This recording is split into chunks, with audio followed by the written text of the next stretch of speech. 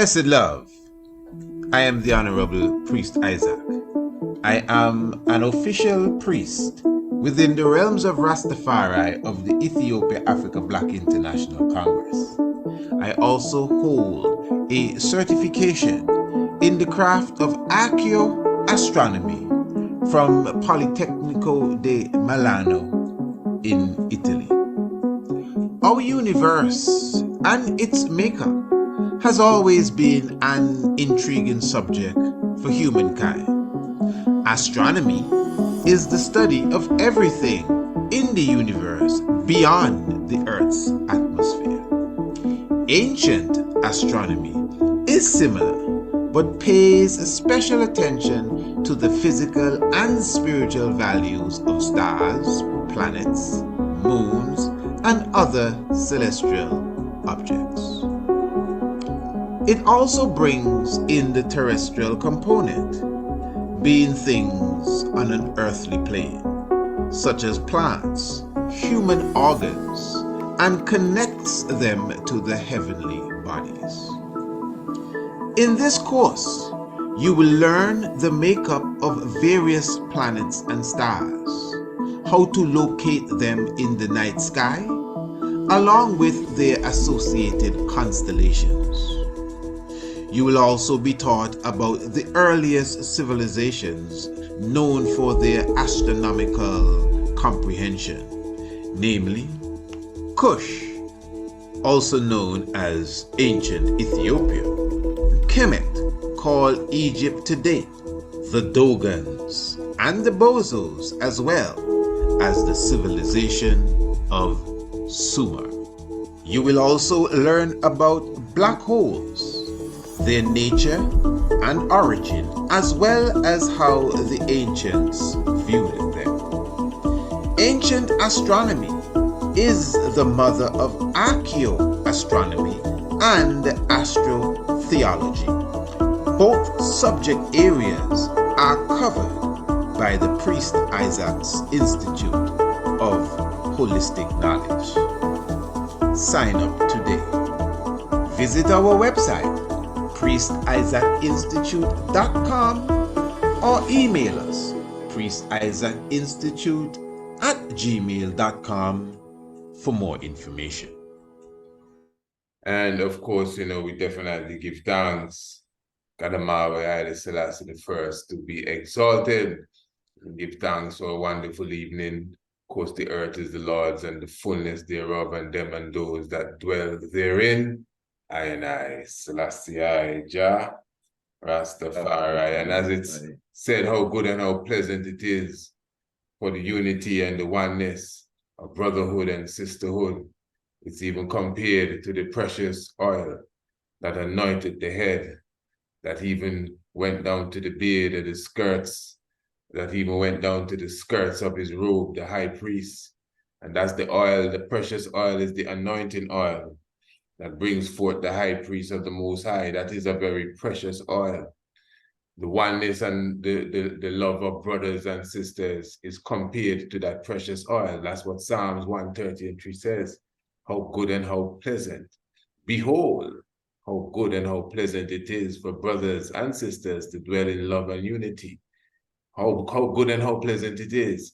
It is like the precious ointment upon the head. That's how precious it is. It is like the dew of Hermon, the dew that descended upon the mountain of Zion. These things are considered pure and clean and non-toxic. That's why old people would say, you're as pure as the dew. Some people would say, you're as pure as the driven snow.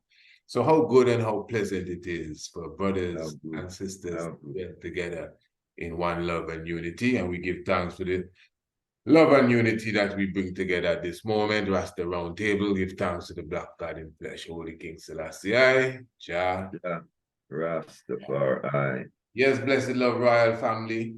Myself, Ras Anko Madred, Rasta Adonis Tafari, Rasta for Selassie. We are all in the house. I'm looking forward to the other members to step in anytime now. I really hope so. I hope everyone is blessed, royal family. Give thanks, love, Rastafari. Sorry, bless the Lord, Rastafari. Yes, sir. Everything is highly full. Yeah, man. Give thanks. Give thanks for Full and bright. we had on Sunday. Give thanks for all ones partaking of the the panel discussion with the other elders and the other young ones. It was a beautiful sit down. The economic discussion really sparked vibes throughout the community. So we intend to keep that up. Many things we're even thinking about. But yes, Farah, I really actually got the people hyped for this one, so they're really waiting. Rasquamai, who is not in the house as yet, really kind of sparked the interest with two subject areas that he wanted to touch. One is Rastafari and Africa, and I think he used the term culture. I don't think it's religion he used, but is Rastafari African? And is the Bible African? To me, two heavyweight subject areas. So I decided that I think we should at least cover one of them tonight, and I think the Bible might be the better one to start with. So when we come again and we get into Rastafari and its position as an African religion or African tradition or culture, we would have already covered the discussion on the Bible. So it might be smoother sailing now when we have to talk about Rastafari. So again, interestingly, the individual that really prepped this subject, as I said, he's not here yet, because obviously I would have pulled him out on stage first. I would have said, well, King, you were the one that really brought up the subject. What do you have to say about it? But, let me just say, that it's an interesting subject, and you cannot run away from the philosophy or philosophizing it as such, meaning once may say you're going to get bring in semantics and wordplay and such. No, we want a good understanding. If you're going to discuss and answer a question as simple as, is the Bible African? First of all, I'd assume you should have a good knowledge of the history of the Bible. Not the history that the Bible talks about, but the history that engulfs the origin of the book. Then you have the history that is accepted by some, and some may lean to another level of history, which is important. Myself, I like to consider all angles when we have a discussion, I don't just like to come down with maybe what I believe, and if I hear anything else, I'm going to back at it. So I like to consider maybe what another one is coming with, really, and their level of thinking. Because one may say, okay, is the Bible African? Is the King James version of the Bible African? All right, that's a good one. Then we'll talk about the word God was first seen in the German Bible. So Germany have a Bible too. All right, good. Russian. So different places have a Bible. So I'd assume that we mean now, okay, all of these Bibles have to come from an original source, because at least history shows that they're translations of translations of translations. So there must be an original source. I come back now to the Ethiopian Bible, or the Ethiopian Bibles, or the Ethiopian scripts. I did a program earlier, which I really put on the table. Those of us who are very, I would use the term religious in the faith that we hold on to. And I like to highlight the brothers that Haile Selassie, because one will say Haile Selassie said, we in Ethiopia have the oldest version of the Bible. Now, that may be so, but from my understanding of the speech, he said, we in Ethiopia have one of the oldest versions of the Bible. And also something I would like to bring to this discussion, even tonight, even within the Ethiopian narrative, the Ethiopians give a strong impression of adapting a lot of things that they practice. For example, we would have spoken about this history already with the Abba I think his name is Abba Exir, the one that came from Syria. ARCHAEOASTRONOMY. Yes, my love. That translated ARCHAEOASTRONOMY. the New Testament. The saint that came from Syria. Plus the sound. That translated. Nines. That translated the New Testament into Ge'ez. This is what I can't hear. He was the one that actually asked the Most High to stop the sun so that he could complete the translation of the Book of Mary. And when that was done, he asked the Most High to continue the movement of the sun, and the sun went down. Now, just within that story, you already get the impression that someone came from somewhere else. This is what the story said, it's not me.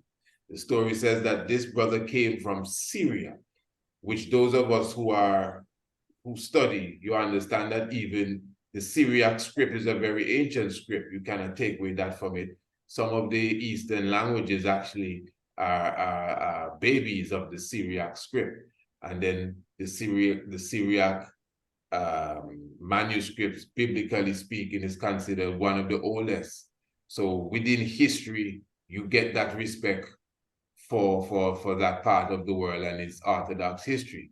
Now, I'm saying that to say that if the Ethiopian story, this is the Ethiopian legend that says he came and translated the New Testament into Ge'ez. So it humbles me to say, okay, so that means the Ge'ez was, in a sense, according to the story, somewhat secondary. Not that to say that something is wrong. If the story is correct about Frumentius and his brother that were shipwrecked, and they came to the king of Ethiopia, King Azana, or I think it was Azana's father at the time, and then Azana brought in the whole official Christian, to Ethiopia. But the impression you get from that story again is that they didn't really bring an idea. They brought something that was well structured already. Something that I'm sure they came with scripts or got the scripts, imported in, where they could say, well, look the story here. And they brought it to the Ethiopian people and they adapted it. Because yes, Ethiopia, we would say, is the oldest Christian kingdom. That is true. But the oldest may not necessarily mean that they were the first to have it, and it's not being treacherous against Ethiopia. Even the biblical scripture says that somebody met the Ethiopian man going home. He was on his way to Ethiopia, where he picked up the stuff and carried back to his people. And that's the biblical story, wherein the encyclopedia history says something else, but it all gives the impression that it was imported in. So I'm just saying all of that to come back to the subject, The subject is not Ethiopian Christianity or anything. The subject is the Bible, an African book. And I'm just looking at the different angles where we could look at it, especially if we're going into history now. Even if the Ethiopians imported it, if we are correct, and I'm going to see it up here, if we are correct, if history, contemporary accepted history is correct, that at least the Old Testament as we know it really is a child of the Septuagint. Now the Septuagint was birthed in Africa. I don't know if that technically gives it the right to be called an African book, because it was birthed in Africa, but it wasn't birthed African. I think it was in Latin or Greek, And the debate is strong over who the Septuagint's mother really is. Is it the elusive Torah, or is it the credible Kemetic scrolls that were all around the translators that were translating the book? So obviously the African origin historically is very strong. But the direct question is the Bible, not the King James Version now. That's why I began like that, because you have an English Bible. You do have an English Bible. You do have a German Bible. You do have a Russian Bible, but they are Russian, German, English versions of the original. So what is the original? That's why I jump back to the Ethiopian. But then the Ethiopian has marks of taking its translation from somewhere else outside of Ethiopia. But yet still we come back to Africa if we're going to speak Septuagint. So I'm just laying a carpet on the floor so we can have a bit of comfort in the discussion. Is the Bible African? King Cyprus Selassie. Yeah, I want to begin on that one day, my lord. Yes, family Rastafari. Greetings to everybody, one and all, everybody on the panel and all of the audience. We give thanks. Well, yes, man, the Bible is an African book, 100%. When I say 100%, I can just say with a few scripts. I mean, and I'm not particularly a wonderful church scholar, a biblical scholar, although I'm very versed being a psalmist. I love to use the Psalms.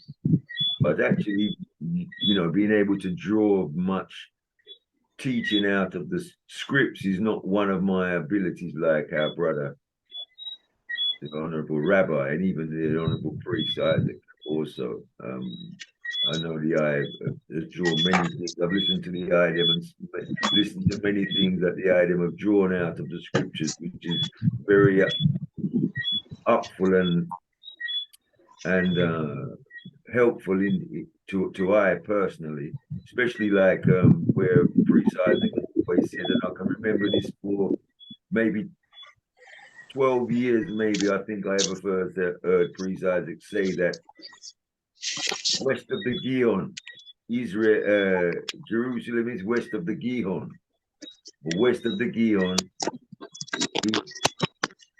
Also, that could be depending on which view. If you were standing in the north, if you were standing in the north or standing in the south, you could technically say, well, one, you know, if you're going to say north, south, east, and west, if you're standing in the north and looking south, you've got the west on your, you've got the west on your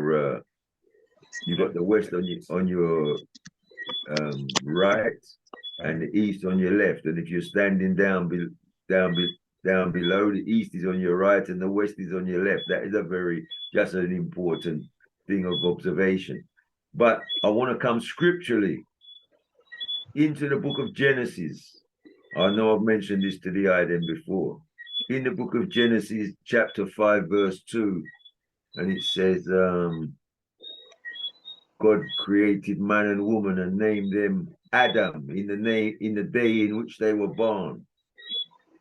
So to name somebody in the day in which you were born, that's very interesting. What does it mean? So we know that in West Africa, in Ghana, the Akan people name their children in the days in which they are born. Monday, Tuesday, Wednesday, Thursday, Friday. Each day has a name, like as Monday will be Kojo for a man. I think it's Adjua for a woman. And Tuesday is Kobina. And Wednesday is Kwesi, I think. And Thursday is Yao. And Friday is Coffee. And Saturday is Kwame. And Sunday, I think, is Kwesi.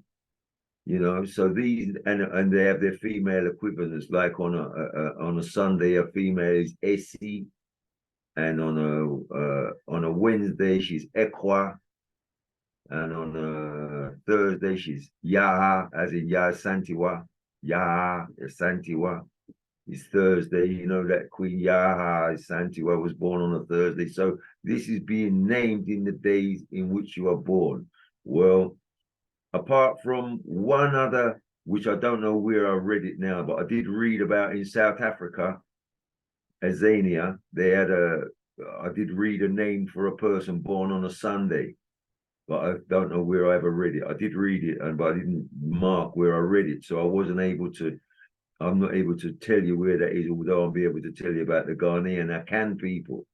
So that is Africa from the origin. We're in Genesis, according to the King James Bible, even though the Ethiopic Bible starts with the book of Enoch, and then it comes into the book of Genesis.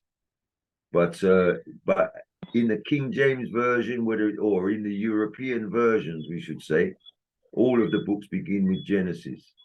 So there we have African people or an African cultural tradition being described in the book of Genesis.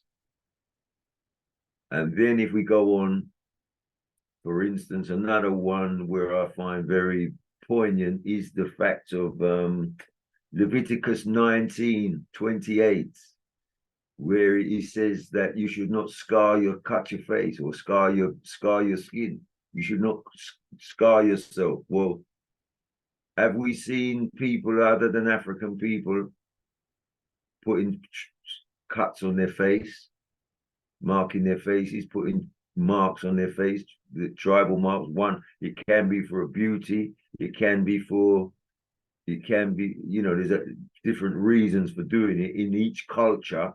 But we know one people that I do know that use it quite extensively are the people called the Fulani. And the Fulani are a nomadic people who travel the whole sub-Saharan belt of the desert, and so are in many countries of the sub-Saharan countries. They're in Nigeria very much, but they're in all of the other countries up to the Congo, right the way through going through to the east. These people were the they're the traveling people who traveled the desert, which could be an ancient, and they use scarring. They cut their faces and they use scarring for beautification, etc. The Fulani, and there's all different other people in the Congo. If you research it, you'll see that many different African cultures cut their faces, they scar their faces. So it's telling you in Leviticus not to do it. Now, I don't know how many Europeans I have ever seen with tribal marks, or even Asians, or any other race of people with tribal marks, only African people. So there we have another very poignant indication of it being an African book. And the last one I will make, which I've already spoke to them about, is Ezekiel chapter 8, verse 11. And it says Ja Azania, and it is Jaazaniah.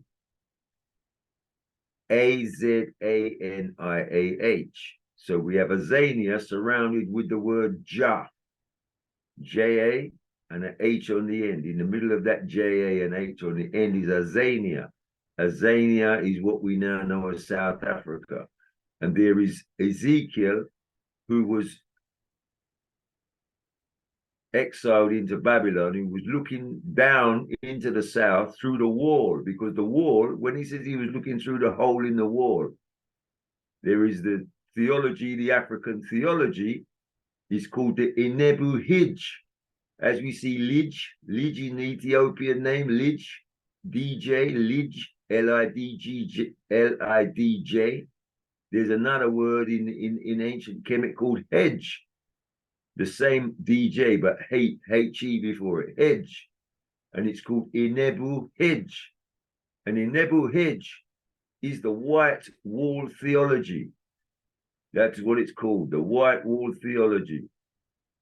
Now, the white wall theology is to do with the southern wall. It is to do with the cornerstone. It is the western wall and the southern wall, and where they join is the cornerstone. Now that cornerstone, the white wall and the southern wall, is the Inebu Hij, the white wall theology. Now in Ezekiel chapter 13, as I say, Ezekiel chapter 8, verse 11, you'll see that in Ezekiel, he's saying he's looking through the southern wall, the hole in the wall, and he's seeing the ancients of the house of Israel committing abominations. So again, he's looking down into the wall, because we know that the wall is in the south. He's looking through that hole in the wall. So he's looking down into the south, and he's talking about the ancients of the house of Israel. Well, if he's looking down south, in Azania, Ja Azania. Now, Ja is a theophoric element. It can be a suffix or a prefix, but in that occasion, it is a suffix and a prefix. It is surrounded by the word Ja. But like as in Mikael, that is a suffix. Mika, as we see in the book Micah, Micha, El. We see Elon, that is a theophoric element. And that theophoric element, according to my learning, is the theophoric element means the chosenness of God. That God has chosen this name, this word, this place, this name of a person, this place as El of God, a chosen of God. So Mikael, Israel, Joel, all of the L is meaning it is a theophoric element. So as I say, so the theophoric element surrounding Azania is Jah, the name Jah. And it says in Psalm 68, we will call him by his name Jah. So there we have the chosenness of God, Azania, the ancients of the house of Israel. So that's 3 points I've given, and I'll rest it there, my family. And I hope that's enough to start the ball rolling. Yeah, give thanks. Well, yeah, give thanks. Of course, as I said, a few of those points, yes, you would have touched them before, but you know, sometimes repetition is the mother of learning, because just saying it again is like hearing it anew. Like, all right, so you could put it in different perspective. I see we have Rasta with I, but I don't see King Kwame. As I said, King Kwame is the one that put down these subject areas. So I was hoping to see him early out to hear exactly where he would like to carry it. But as I said, King Isern is with us. Rasta Adonis, do you mind we hear Rasta Isern before we hear from the eye? And I know King Anko Madrid would usually like to come in and analyze all that has been said. That's blessed with the eye? Yes. Simply put, yes, the Bible, African book, depends on how we define this terminology, Africa. Historically speaking, we have to analyze the origin of what we call Africa, as a name of either the continent or a name of a particular area of the continent. Historically speaking, where do we get the name Africa from?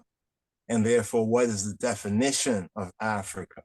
But in the general sense of the question of whether the Bible is an African book, I would say, based on what we accept, the conventional academic consensus of, what we call, quote, Africa today, and our understanding, generally speaking, I would say yes.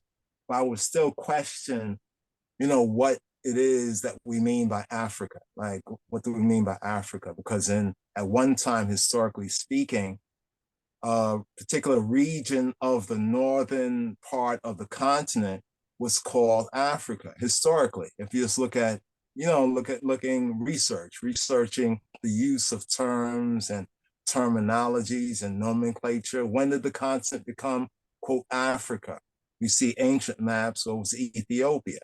But to keep it simple on this line, I would say yes, it's an African book because of how the language of the book is defined from what is alleged or believed to be the original manuscripts, the Hebrew or Hebrew language, which is considered to be an Afro-Semitic, a Hamito-Semitic linguistic. So therefore, if we take the Afro part of Afro-Semitic language, then therefore it would point to some African point of reference or origin, just in the linguistic of the original versions as believed, being Hebrew, and Hebrew is qualified as the Afro-Semitic language. My question is, why do they say Afro-Semitic? They don't say Semito-African, but Afro refers to the Hamitic, you know, from the biblical Hamitic and Kemetic point. So I would say yes. I would say yes, based on linguistics. I would say yes, it's African book or African, the linguistics of the book point to the African connection, I would say, clearly. And I'll yield it as that, but I think we need to have discussion on what is Africa. And, you know, let me say this. In Roman times, Libya, Tunisia was called Africa. And on some ancient maps, it's also identified as Africa, further into what they perceived to be where the continent was, or at least what they understood was what was it called? Micronesia, micro something, micro, but that also Ethiopia was referred to. Therefore, at one time when they said that Egypt was not in Africa, though this might seem silly to some, at one time that was correct. Egypt was not in Africa.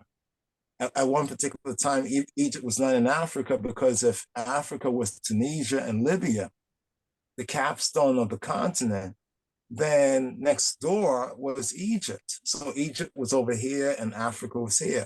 But about 400 or so years ago, the continent was renamed by outsiders, Europeans and scholars. It was named to be Africa. And it appears that this name stuck after the Berlin Conference and after this dividing up of the continent into artificial nation states.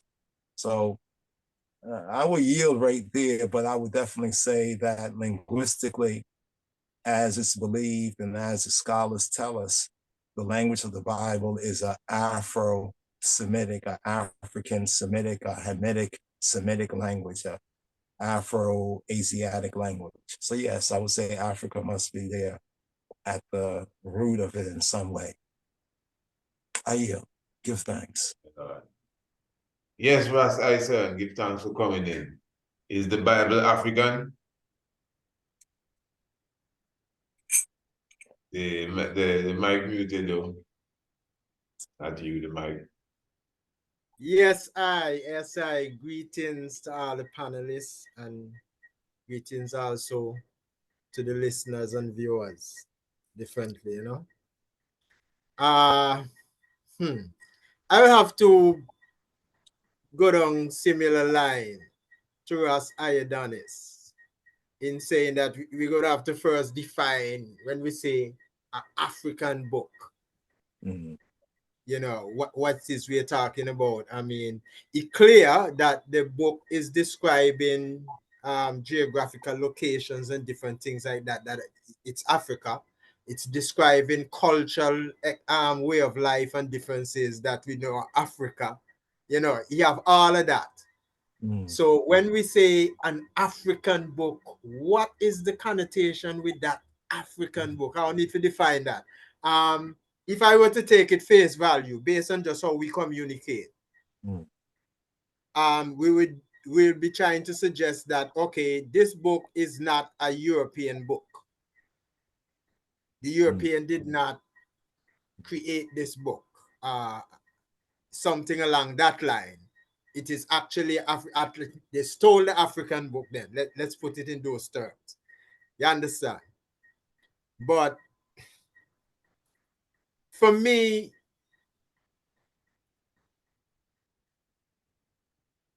what is in the Bible, this is the way I would like to look at it, right? Because to me, what I see is there's a universal principle.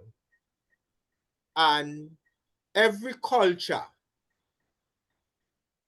have their own expression of this, particularly in the creation of their religions. You understand? The aesthetic with each culture's religion is a little different. The icons different and so forth. But they all are describing the very same active principle operating in the universe. You understand? So the notion of these things, at least the knowledge of these things from all all historical evidence, these things, these knowledge come from out of Africa. You understand? And so what is being described in the book, though it compiled by Europeans, you understand, it actually describing, you know, a life, a particular cultural expression that is of Africa. You understand? Even just the way when you watch them movie with them disciples and so on, even the way they dress and so on, tell you that it could be in Europe. You understand? They're freeze to death. You understand? You know what I mean? So you can see from that. But when we say African book, we are really just seeking to find a way to validate the continued use of the Bible. And while I would not want to go against the Bible on a principle basis, I would want to go against the Bible on the basis of cultural aesthetic, because guess what? We have Bantu philosophy and these things live now, here now. That there's no mix up about that in terms of whether European or African. There's no mixing up over that. You know, you have the eBook, you have different kind of tradition throughout Africa alive now, and they're working. People are able to find themselves and forge connection with the higher self, with the creator, right through these systems to this very day.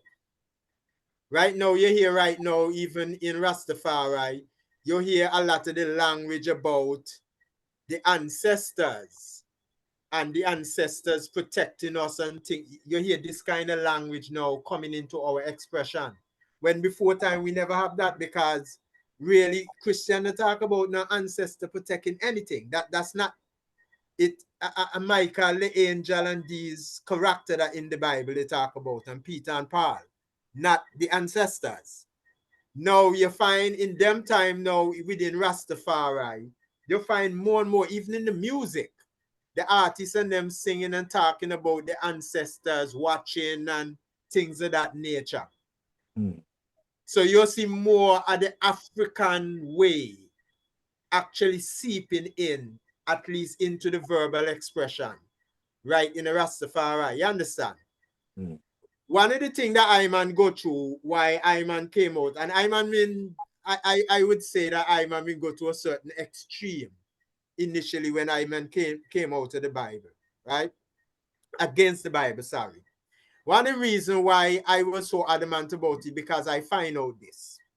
You see, coming up in the West, you learn that there is one particular religious way that God is in favor of. Christianity purport themselves to be God, the religion that God favors among all other religions.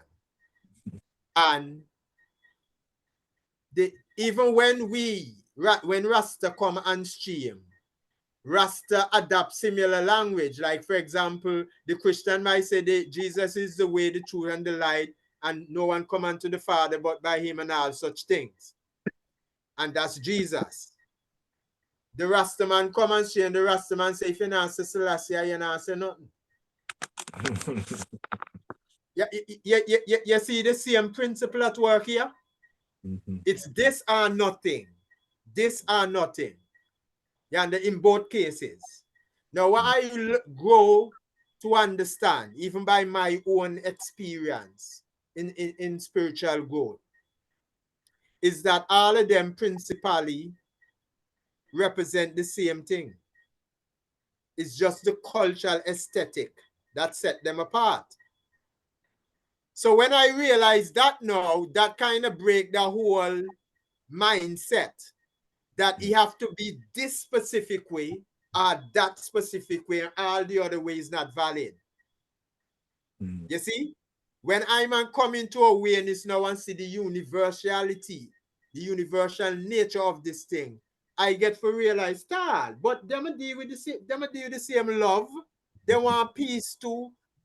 Them about the very same principle thing as us. So that means it's just a unique difference in terms of our expression, our iconography, and so on. That's really set us apart. But in principle, we're basically about the same thing. So I'm going to say, well, then, all right, well, good. So that means, as Rasta, I can put the Judeo-Christian way of dealing with my spirituality aside, and it wouldn't affect me in terms of my spiritual growth. Because the African system alive today that is doing that for African people today, here, now. All acceptable. That speech for His Majesty when he was honoring Radha Krishna, when he talked about all the religion have a remarkable unity of spirit in that they are spiritual kinsman, and the mystics stand for the unity of humanity and these things. You see that speech? That speech basically validates everybody's spiritual and cultural expression. That the idea of the unity of spirit. Because all of them are spiritual kinsmen. In other words, all of them are seek after that same principle thing. To know their creator. His Majesty says so right there in the speech. You understand? And say, while religion and other things split us up into different groups and militate against, you know, your contribution to the collective, the mystic has always stood for the fellowship of all mankind. So you see, when I learned this is the nature of things, I realized that then all the African tradition that still go on now, that the African people use for their spirituality, is equally valid. Nobody is sin if them do that. You do the same principle work. You understand? So that what opened me personally now to say, well, hey, if I have something that is purely African, and I have this other thing that adapted from Africa, but it was branded by the European, because there's no question the European and then create Christianity as a brand, Islam as a brand, and Judaism as a brand. No question about that. Right? The principle that they clothe with these names is of Africa. They adapt that from Africa. The African are the first people. You understand? Who come forth with that. So they adapt that from there. But they close that in their own brand, Christianity, Judaism, and them seeing it. You see it? So instead of we in a situation now where we have to bicker about whether we European or not, and it start with the European and all that, you can just use one of the traditional African system. And it's not a case like you know, get for go where you're supposed to go in terms of spiritual realization. Because the system work, they're valid today. So more time when we ask the question about whether the Bible is an African book or not, most time we're just tinkering with whether we dismiss of it or think something less of it in favor of something that more purely African, let's say. And I have the contamination of the Europeans' hands in it, and we have to be back and forth in over whether they write it or they plagiarize it and all these things, you know.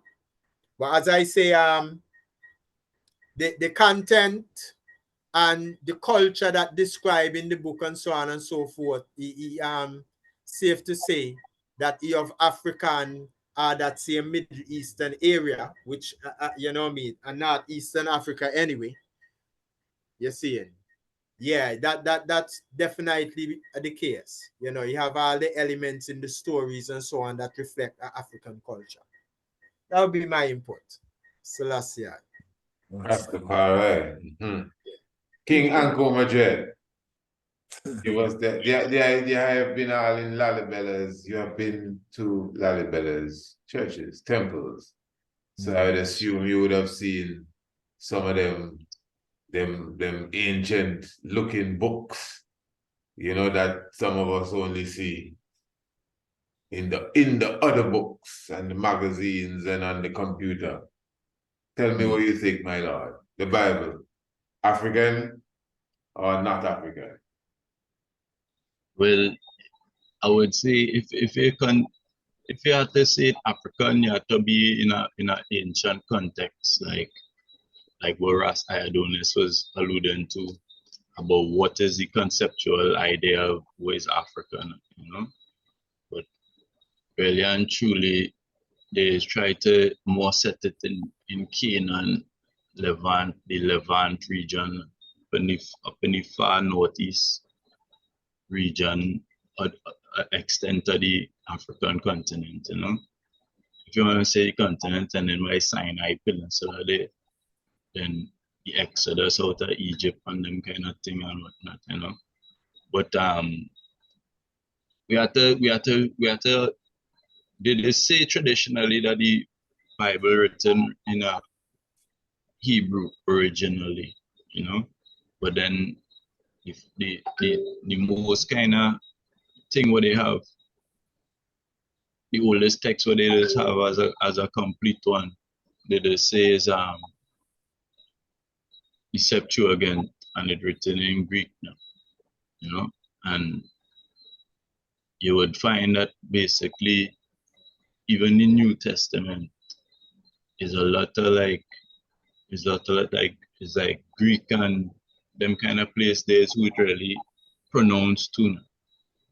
You know what I mean? Like the letters of Paul, if you're in the New Testament, Corinth and Ephesians and Galatians and Philippians and Colossians, Thessalonians and all of them places there.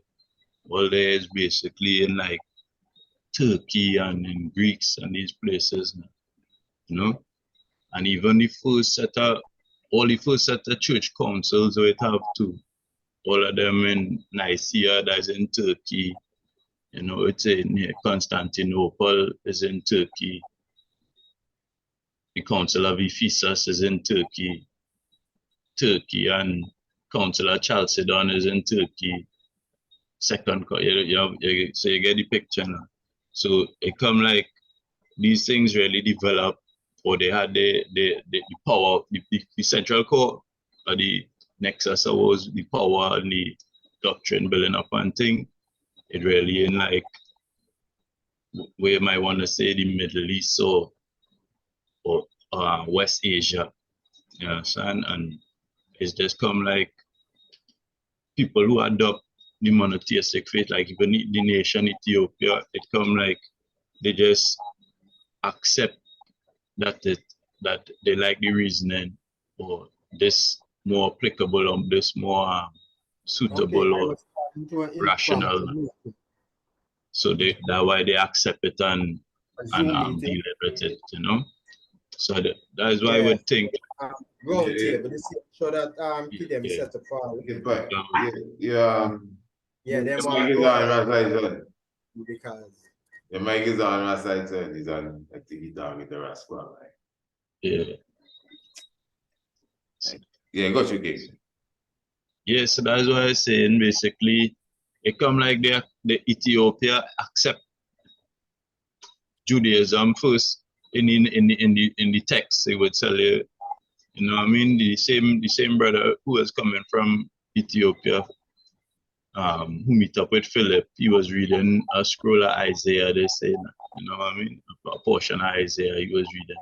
So they say, so traditionally how they have it is that through the Kebrenegas, there's detail that Ethiopia accept the Judaic faith from Solomon when she visit up in his realms there. And then they just say in Acts that they accept Christianity when the ambassador was going from Kandake or whatever it is and he will meet up with Philip and get baptized. So yeah, that's why I say it come like it's not like we have to, or it's a matter of pride to say, yeah, like it had to be an African thing for you to work with it, however it is, you know what I mean? But it coming in like, it's not coming in from the continental thing, it's on the far reaches over there, kind of, you know. True. Rastafari. Even before give thanks. Just blessing the family that maybe just coming in, you know. Just give thanks to the congregation, of course, Rasta Round Table. The gathering scheduled for every Thursday evening after the Tiger's Nest. You know, we come together and we uplift the heavens and the spirits. And of course, this evening, as I advertised, we are speaking of the Bible. Is it African? Is the Bible African? And as I said, you know, it was Rasquamai who set out that subject area. It sounds to me like he might be coming in soon. So I'll be looking out for that. That's the impression I was getting there a moment ago in the background. But King Cypher Selassie, I would like to hear. I know you'd have much to say, but even within that, you know, something that was said a moment ago. So King Anko Madrid was highlighted, interestingly, even for everyone, that most of those top-notch councils were held in Turkey. He gave a list of them. And I think, you could argue that a lot of the known Christendom theology, and I would believe the Bible to some degree, was formed and shaped during that time. Now, if I'm wrong, one could correct me. So if that is so, because then we'd have to again look back at the Ethiopian stance. We understand that Ethiopia would have made its separation from a lot of these council fathers because of disagreement over theology as well. So I myself, you know, as a scholar, I would like to even home in, if possible, on that period of time, all of these councils and conferences that are taking place in Turkey and other places. Where is Ethiopia's stance? And back to its manuscript, because I wouldn't even want to stray away from its personal manuscript to the Ethiopian manuscript. And when I made mention earlier, its origin, you know, because it's unique. It doesn't look like anybody else's own, but its origin, you know, it almost remains a mystery to us as far as what I feel I have to say too is that from one understand and one studying and thing, it have a divergence from it have a divergence between the historical archaeological record of Ethiopia and the traditional legendary version of Ethiopia history now. You understand? Because like Izana and these which one is the legendary? All right. The semi-legendary one is the narration where it's saying where Queen Sheba went to Solomon and certain vibes like that, right? And is that within like textual, scriptural kind of vibes. But if you're talking about Izana and these people, they used to have different deities pre-conversion. So in a way, this way I want to ask Ras Iadonis too, because I want to know when is the first origin of Judaism in Ethiopia because it seemed like if they get Christianity first and then have a Judaic element infused inside it, because they get Christianity, same thing from Fermentius. When Fermentius, he come up and thing, and then he went to Alexandria, where Alexandria was a main center of a Coptic Christianity, right? And the monophysite version.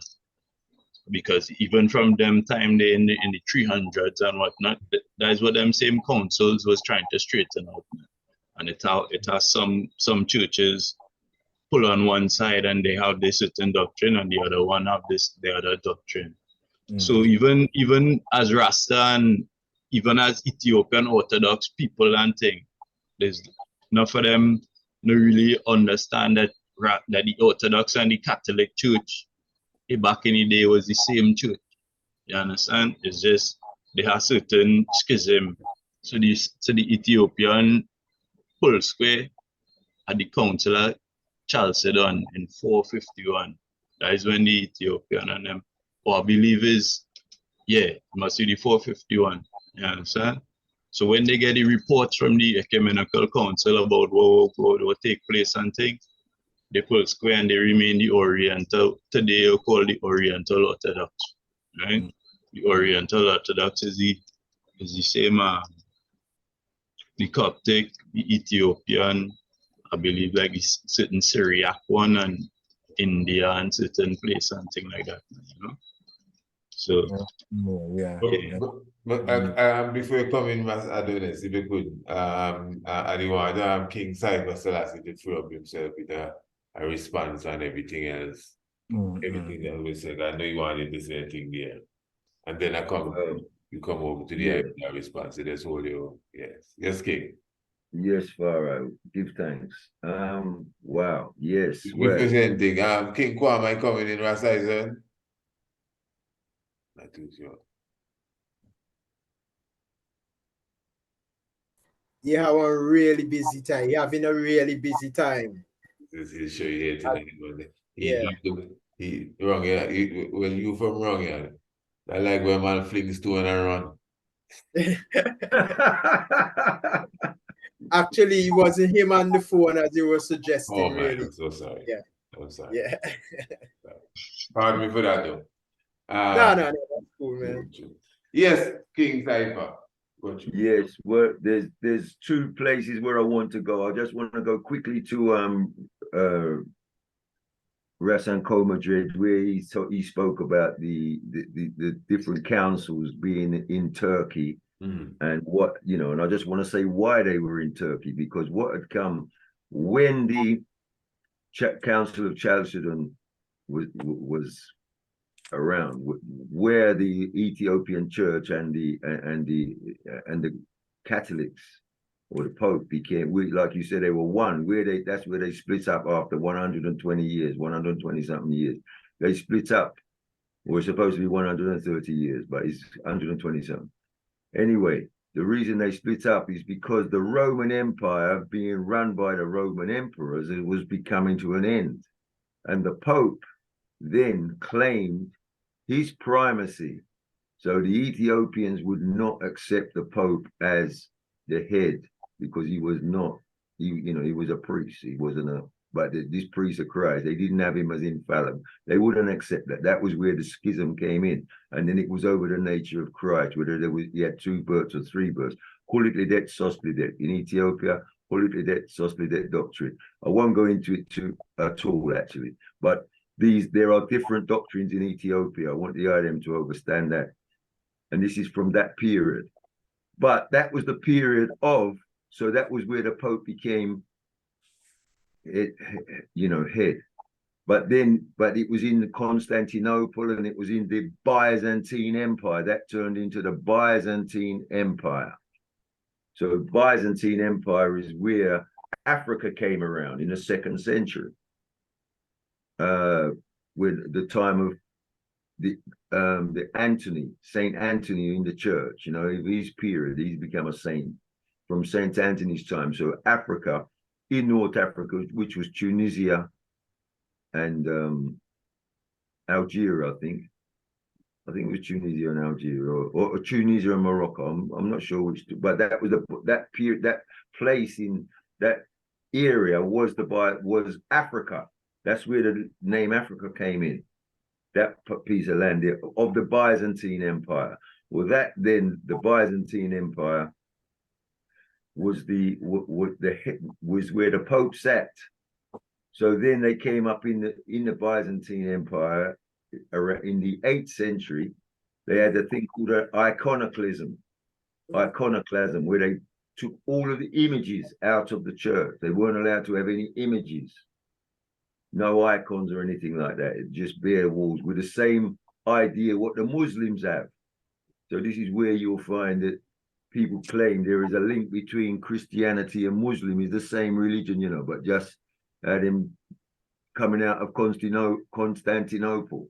You know, this is, I'm not saying it, but there is certain people who would say that the Muslim religion and the Christian religion was one.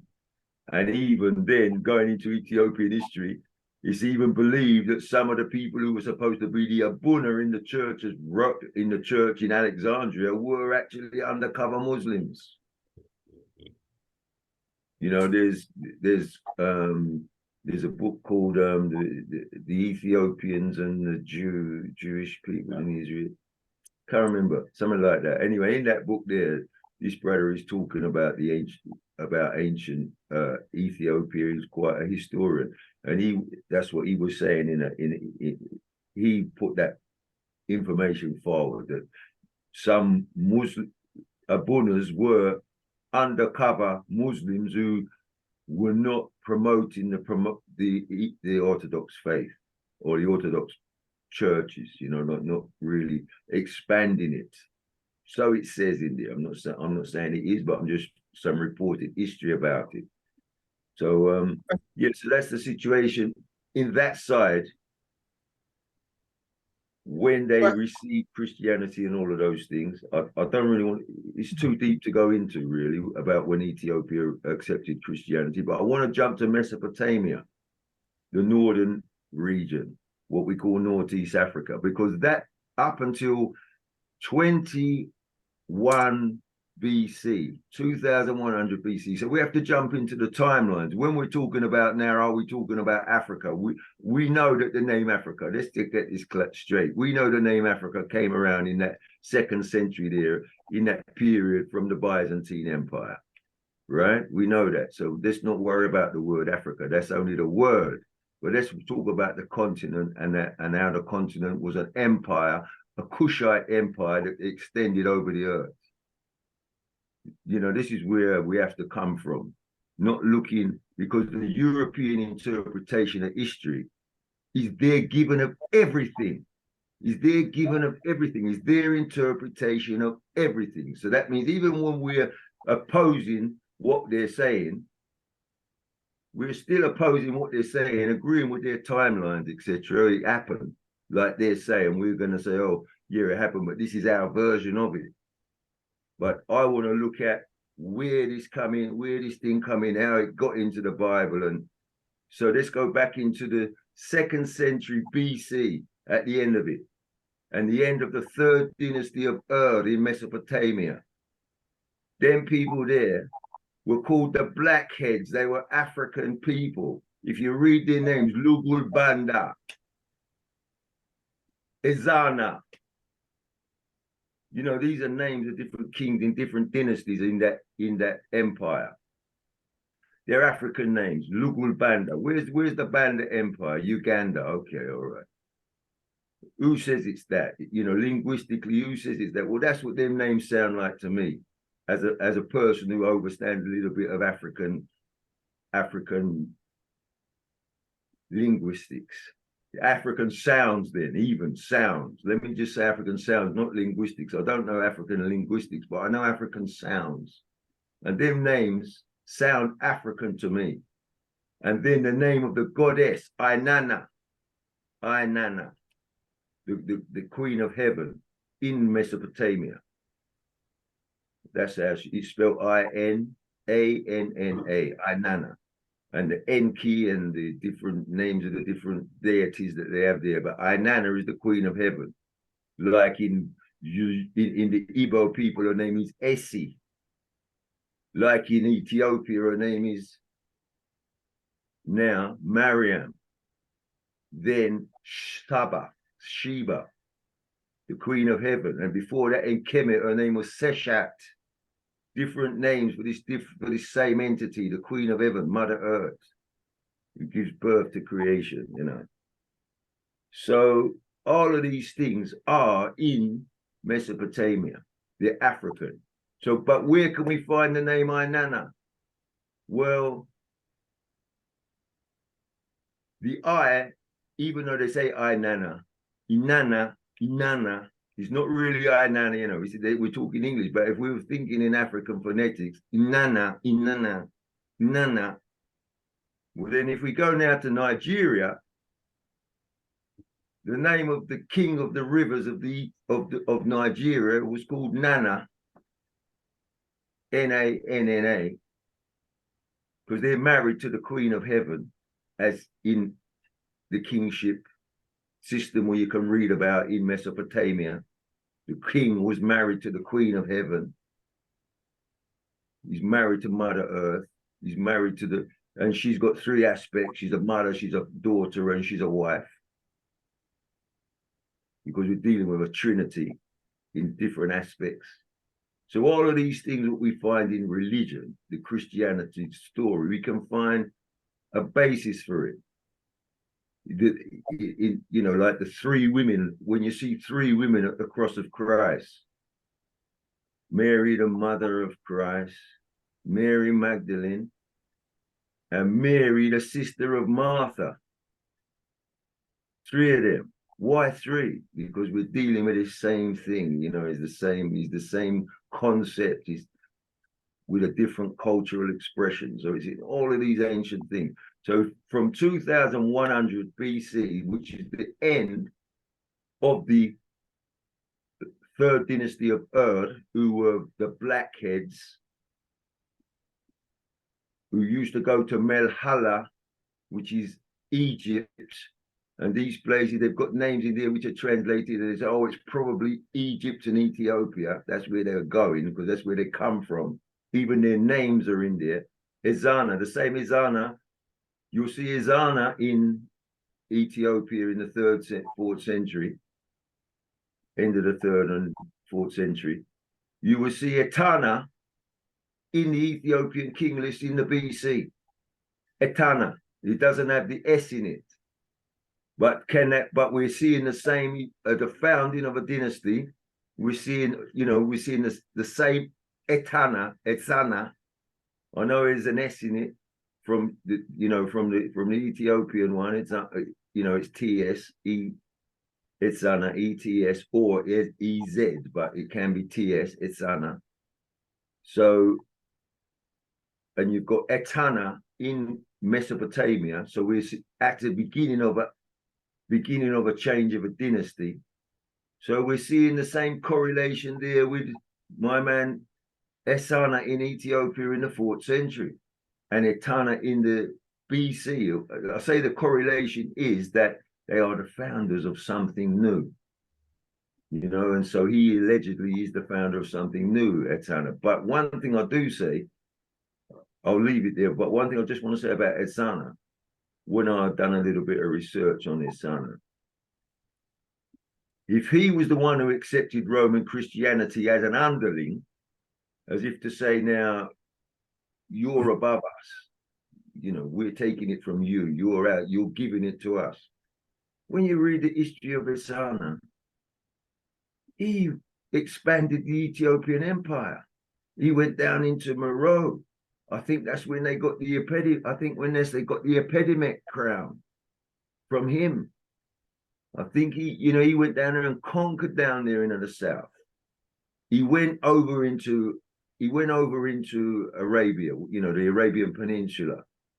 Right? Then there's a controversy whether it happened in the 3rd century or did it happen in the 5th century. There's a 200-year, but they've taken it was in their Catholic encyclopedia. They've taken it out of it now. You can't find it if you look for it. But I've read it in the encyclopedia of this Catholic thing, and they said there was a 200-year discrepancy whether Ezana and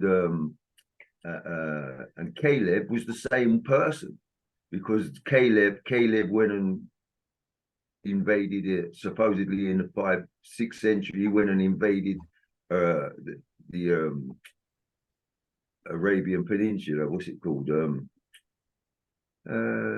Across the Red Sea, Sabah. What? Is Yemen you want to say? Yemen. Sorry, Yemen. Yemen.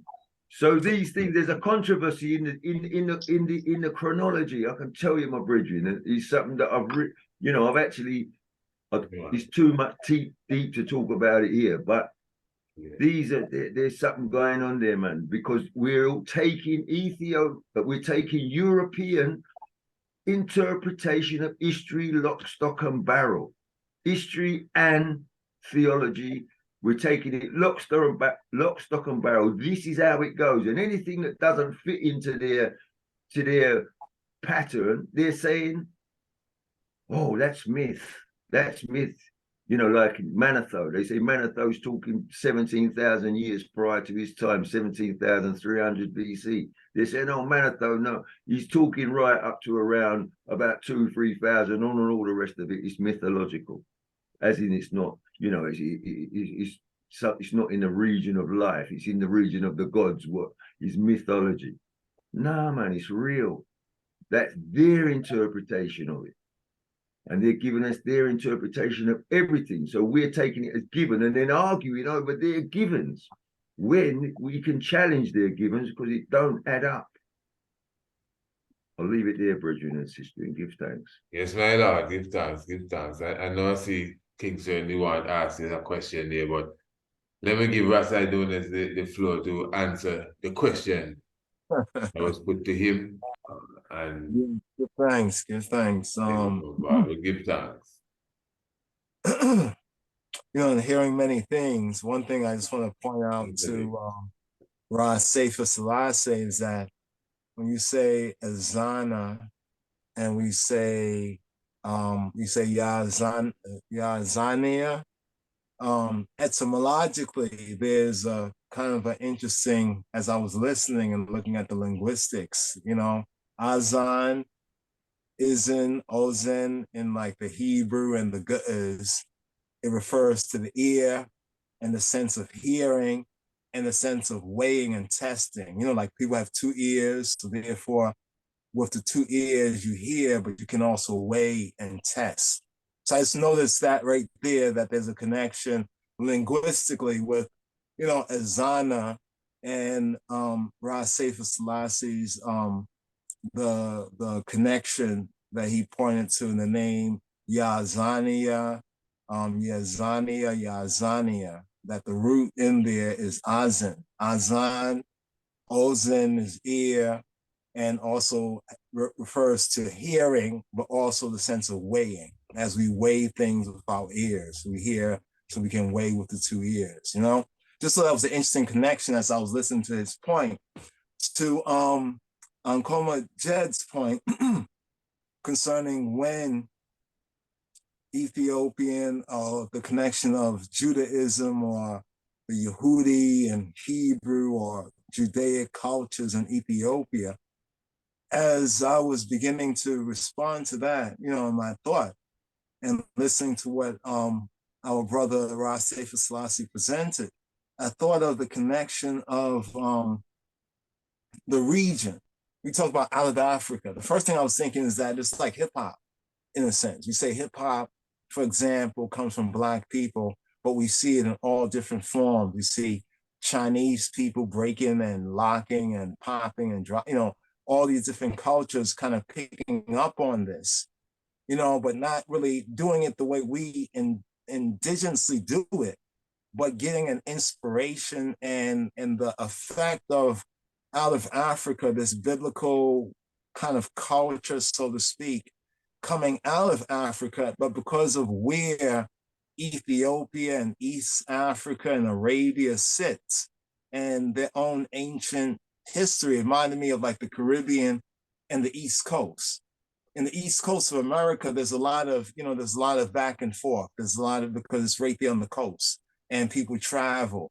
Like even the Caribbean, there's a lot of influx of different kind of peoples kind of coming, enjoying this culture and taking pieces of this and going forward. But then we have the heartland of America.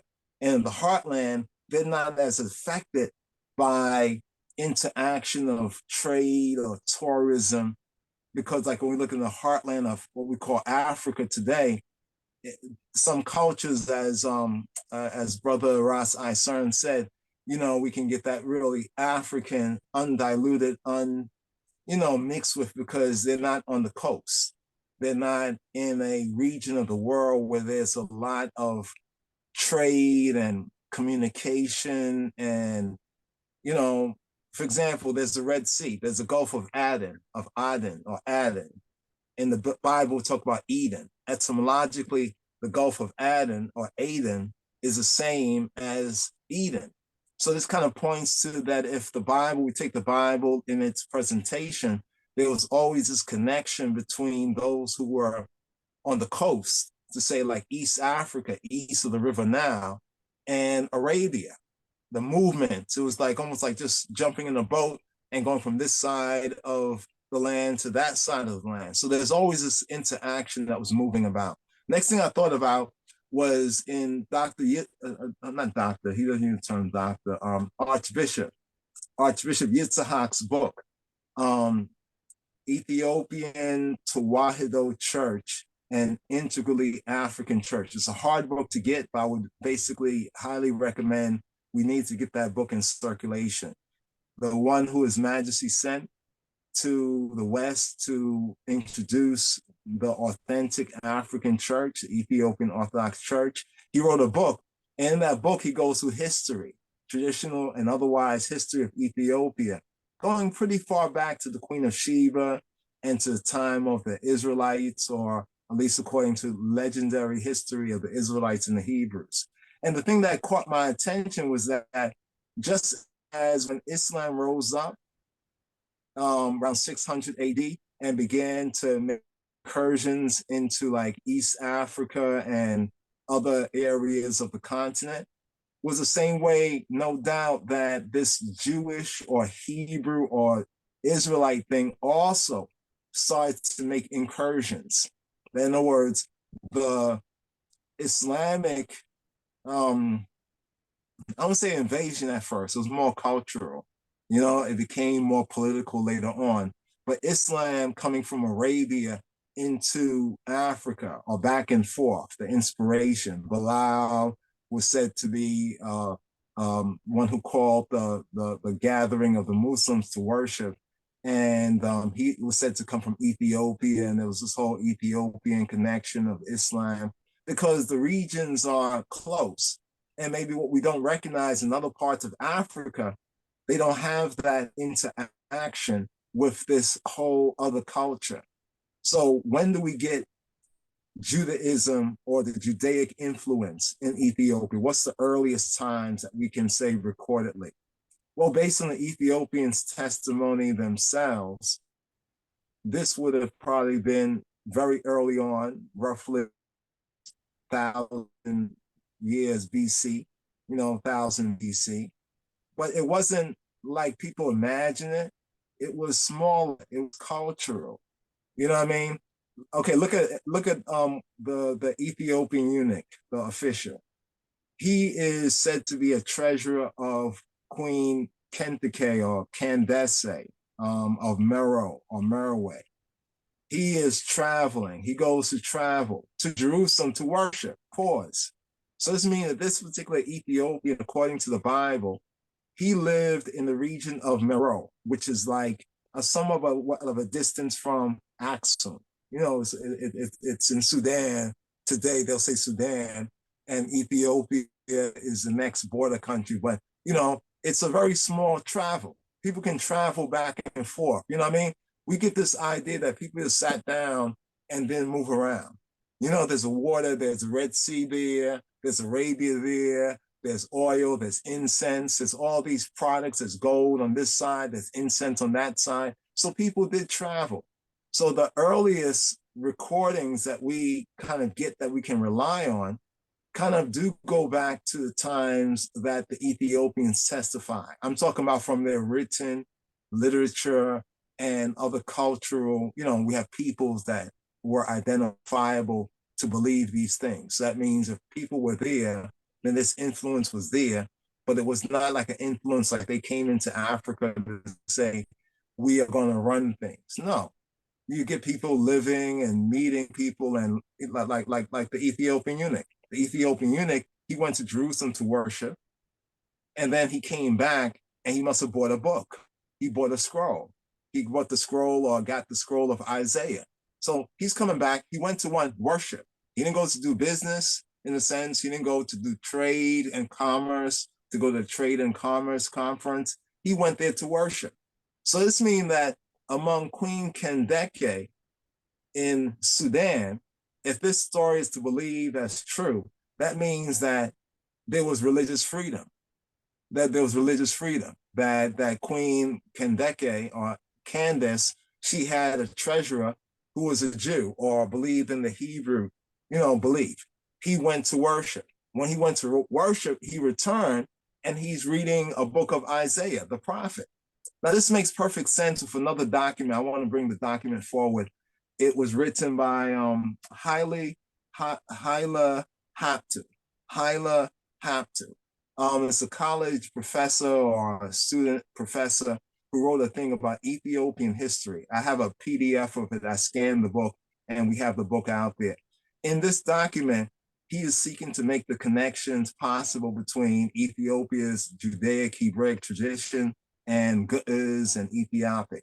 And he presents a document that after the Babylonian captivity of Judahites, right, when they returned after 70 years, that Ezra and Nehemiah, they had the books of the prophets. The books of the prophets are the later books of the Bible that actually were spoken out in like Babylon and, where the Israelites and Jews were captive.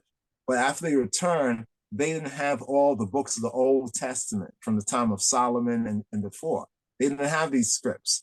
And so they knew that there was Ethiopians or people in the region of East Africa who were either Ethiopians and were Jews, and they wrote to this king. I think his name was, I'll get his name, Arma or something to that effect, but it's all written down in Ethiopian kind of writing.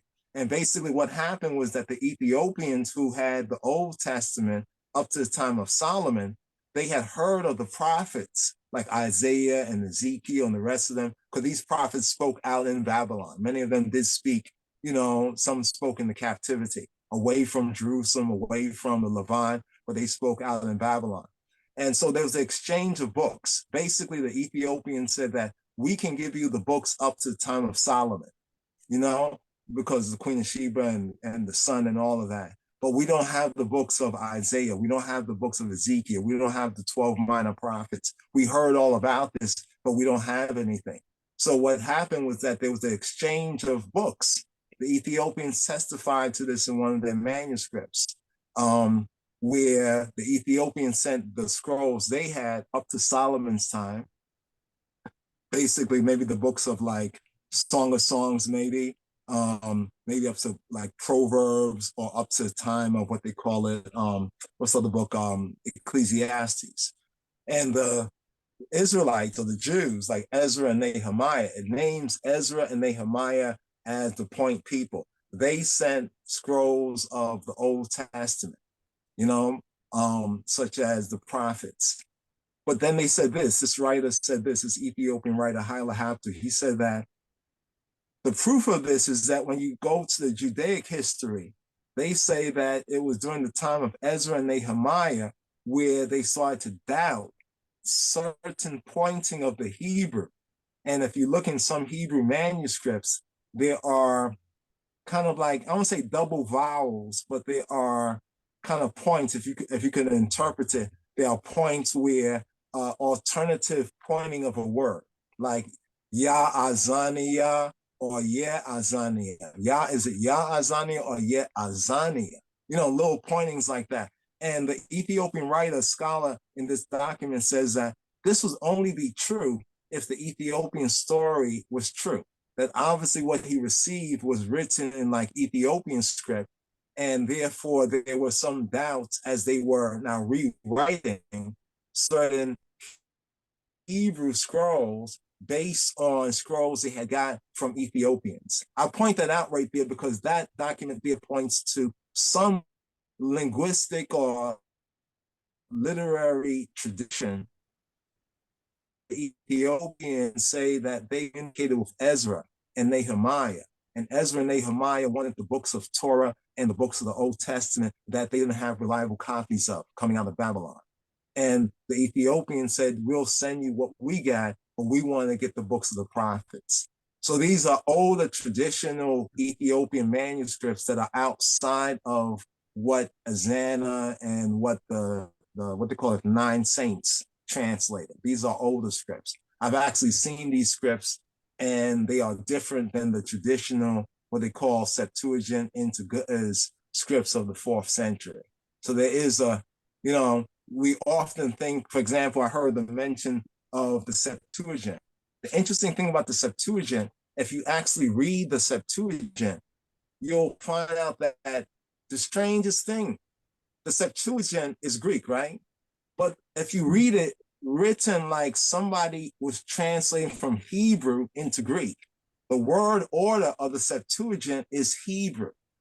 So yes, it is an old Greek document, but strange thing, it's not written in the Greek sense as far as the structure, the syntax. It's actually written. I see all kind of things that I see on the internet, right? So it have a man, I see an interaction, a debate between a man who is an atheist and a man who is a Satanist. You understand? But here what now? The both of them are PhD, and one is a PhD in Greek and one is a PhD in Hebrew, right? And the man them, the one who's the Satanist is the Greek one, right?